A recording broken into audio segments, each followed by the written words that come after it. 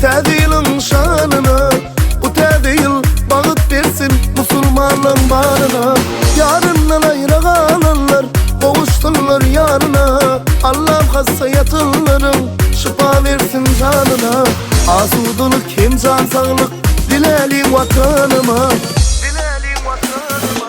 Tədilli, tədi sevgi, meni tapsın inşallah.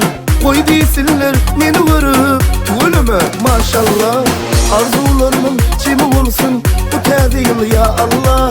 Geçmişime el kaldırıp diyecek bana eyvallah.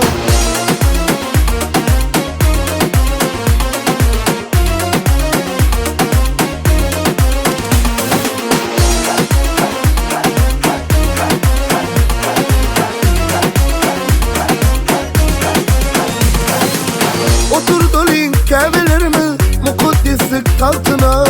Uvansın kıvlalarımız öknesinin daraltına.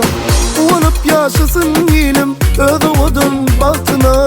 Arzu ediyen yüreğimden ehli Türkmen halkına. Asuduluk hem can sağlık dilelim vatanıma. Tədilli, tədi sevgi meni tapsın inşallah.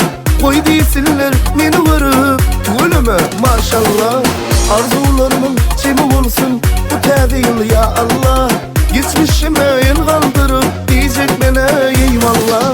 Tədilli, tədi sevgi meni tapsın inşallah. Koy desinler meni görüp, ölüme maşallah. Arzularımın kimi olsun bu tədil ya Allah. Geçmişime el kaldırıp diyecek bana eyvallah.